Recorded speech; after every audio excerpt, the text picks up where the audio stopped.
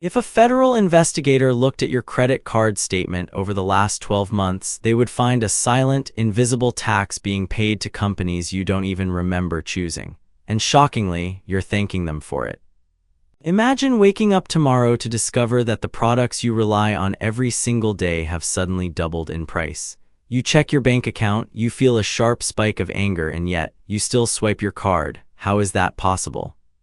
What kind of psychological trap allows a corporation to bend human behavior so completely that revenue climbs even as customers grumble? When Charlie Munger sat in his quiet office at Berkshire Hathaway, he wasn't looking at flashy growth charts or trendy marketing campaigns. He was hunting for a very specific, rare weapon: absolute pricing power. Today, we are going inside the forensic audit of America's strongest brands to uncover the hidden mechanism that keeps consumers hooked for decades. If you want to know how the world's most enduring economic fortresses actually survive when everything else collapses around them, hit that subscribe button right now.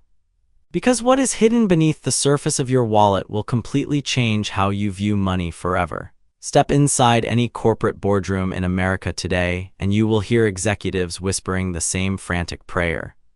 Growth at all costs. They chase volume like desperate sailors looking for land. They flood the market with discounts, launch endless promotional campaigns, and slash profit margins just to capture another fraction of market share. It feels intuitive. More customers must equal more strength, right? But if you could sit across the table from Charlie Munger, he would lean back, adjust his glasses, and tell you that volume is often just a polite word for vulnerability. Think about that for a second. In an economy built on relentless expansion, the idea that chasing more customers could be a dangerous trap sounds almost absurd. Yet Munger and his partner Warren Buffett spent decades avoiding busy, chaotic businesses like the plague. They were hunting for something far rarer. They were looking for sovereign states disguised as corporations. And a true sovereign state does not need to hustle for every single transaction. It simply sets the rules and the world complies. Consider what happens when an ordinary person walks down a grocery aisle or scrolls through an online storefront. To the untrained eye, every purchase looks like a triumph of rational choice. You compare the red box to the blue box. You weigh the cost against the utility. You save $1 here, $2 there, feeling like a master of your own financial destiny. But beneath that calm, orderly surface, a silent forensic investigation reveals a completely different reality.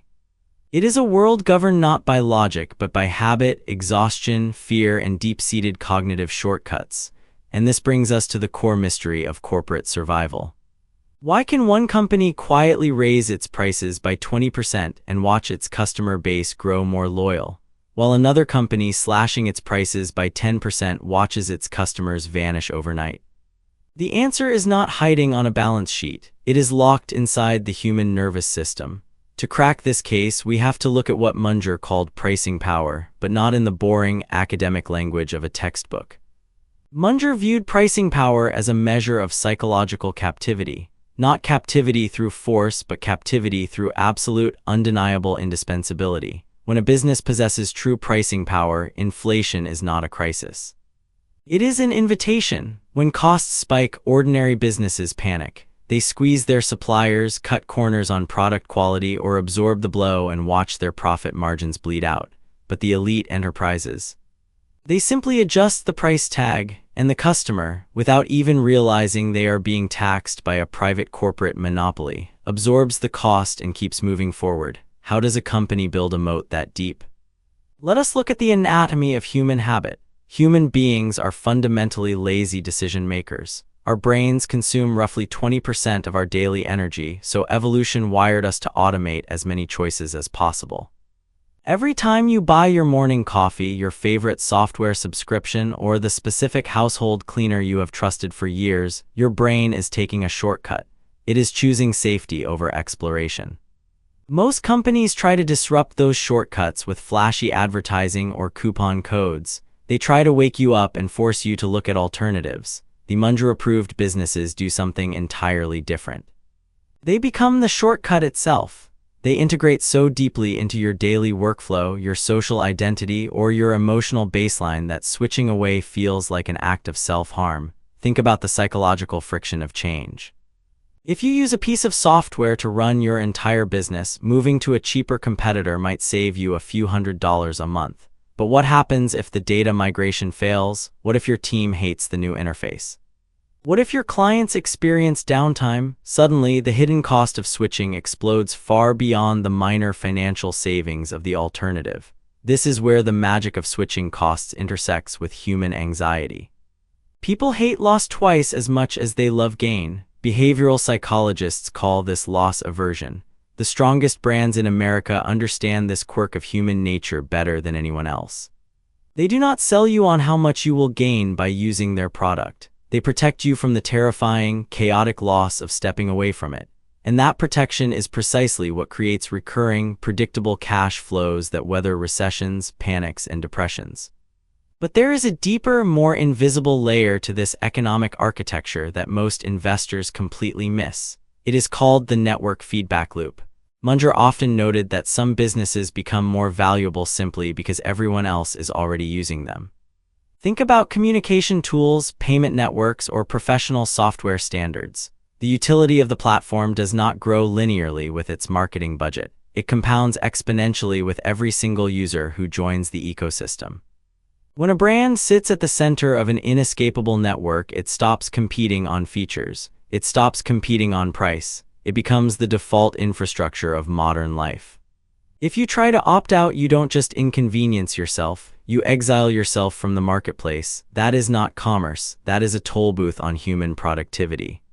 And once a company owns that toll booth, it can quietly tighten the screws year after year while the rest of the market wonders how they maintain such staggering profit margins. But even more fascinating is how these elite brands weaponize psychological anchoring to manipulate our perception of value. Have you ever noticed that when a premium brand raises its prices, people don't get angry? They actually assume the product must have gotten better. In behavioral economics, this is known as the price-quality illusion. Our brains are wired to equate high cost with high prestige and safety. If a luxury handbag, a high-end smartphone, or an enterprise software suite suddenly became cheap, our subconscious alarm bells would ring.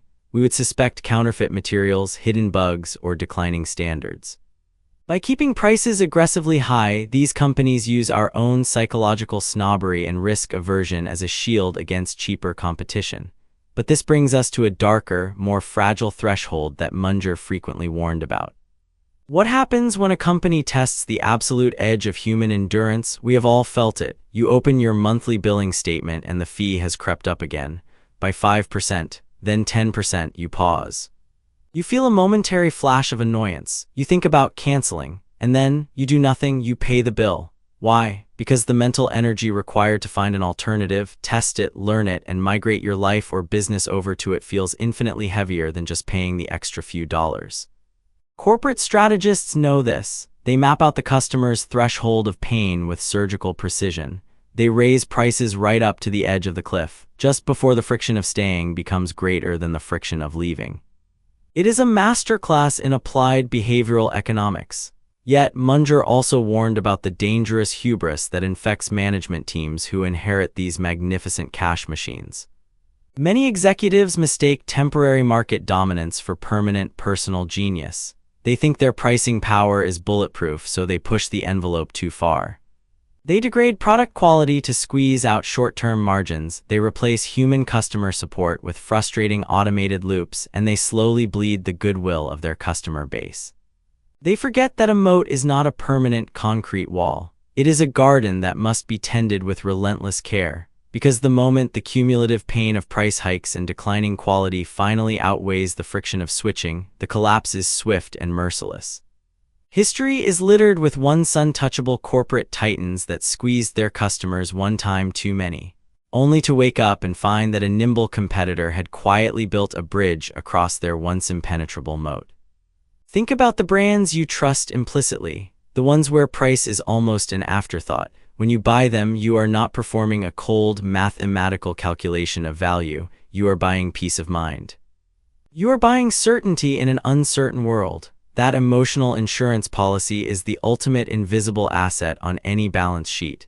It cannot be depreciated. It cannot be easily copied by a well-funded startup in Silicon Valley. It is forged over decades of consistent reliability, silent habit-forming design, and psychological anchoring, and this brings us back to the ultimate Munger test. If you want to know if a business will still be thriving 20, 30, or 50 years from now, ignore the quarterly earnings report for a moment. Look instead at the customer's behavior when times get tough. Do they complain and run for the exits at the first sign of a price hike? Or do they grumble quietly, pay the bill, and protect the brand as if it were their own? The answer to that single question reveals the difference between a business that merely survives in the arena and one that owns the arena entirely.